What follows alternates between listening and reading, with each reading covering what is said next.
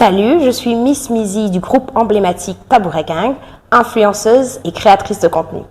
Salut Miss Mizi, bienvenue sur le plateau de l'interview. Alors, pour signer ton retour au pays, Miss Mizi, tu vas faire sensation dans une vidéo où on te voit porter le drapeau dans une tenue assez sexy.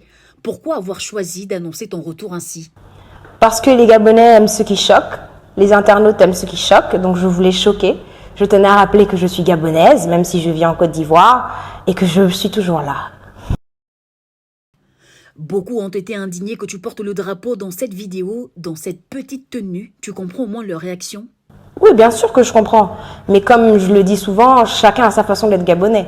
Des fois, je porte des tenues amples, mais vraiment magnifiques. Pour le 17 août dernier, j'ai fait une séance photo avec une robe magnifique, grande, avec des comment on appelle ça encore, de la fourrure et tout ça, et personne n'en a parlé. Donc, chacun parle de ce qu'il veut parler. Moi, je suis gabonaise à ma façon, c'est à prendre ou à laisser. Et personnellement, que penses-tu des réactions des internautes? Parlez, faites du buzz, faites tourner la vidéo, comme ça j'aurai plein de contrats.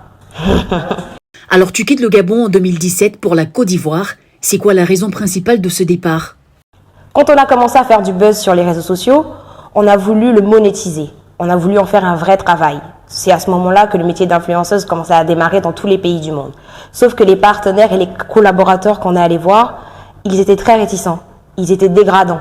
Donc du coup, on a cherché un pays où ce métier était plus valorisé, où on pouvait faire de l'argent sur ça. Depuis ton retour au pays, comment les compatriotes t'ont accueilli? Sur les réseaux sociaux, bien évidemment, c'est de l'indignation. Mais en vrai, je reçois des câlins, des bisous. Je suis trop contente d'être là. Certains vous ont très souvent qualifié, toi et les autres filles du Tabouret Gang, comme des filles vulgaires et légères. Que réponds-tu à ces gens aujourd'hui? La vulgarité, je pense que c'est un comportement. La légèreté aussi. Je ne me considère pas comme étant vulgaire. Je porte des tenues sexy, vulgaires, mais ceux qui me suivent quotidiennement voient que ce n'est pas ce que je fais tous les jours. Ils voient bien que c'est juste une facette de moi. J'ai mon côté un peu pute, j'ai mon côté un peu classe, j'ai plein de facettes. Il faut venir le voir pour le découvrir.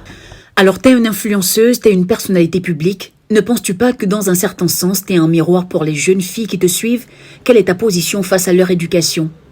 Je dis toujours que c'est aux parents d'éduquer leurs enfants d'abord. En tant que jeune mère, j'estime que c'est à moi de filtrer l'influence que le monde a sur mon fils. Donc, je ne me considère pas comme étant une personne qui éduque les autres. Mais s'il faut retenir quelque chose de moi, je dirais toujours aux jeunes filles comme aux jeunes garçons, faites ce que vous voulez. Peu importe ce qu'on dit de vous, soyez heureux et faites ce que vous voulez. Le groupe Tabouret Gang est toujours d'actualité? Oui, c'est vrai que le nombre de membres n'est plus le même. On en reparlera, mais le groupe est toujours d'actualité. Quel message le Tabouret Gang véhicule ou souhaite véhiculer à la jeune génération? La jeune génération, mon Dieu. On souhaite leur dire de faire ce qu'ils veulent.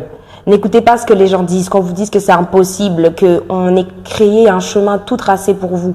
J'ai fait des études de comptabilité, finance, audit, pourtant je me retrouve à créer des contenus sur Internet.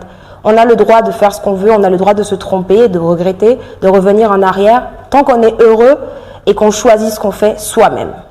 Sur les réseaux sociaux, beaucoup disent et vous accusent d'être dans les placements. Que réponds-tu à cela? Mais montrez-moi avec qui j'ai été placée, s'il vous plaît. Montrez-moi quelqu'un avec qui je suis sortie et qu'on dit que j'ai été placée. Personne ne peut prouver ça. Il n'y a pas un message, il n'y a pas une photo, il n'y a pas un nom qui est déjà sorti. Tout le monde fait des nudes ici.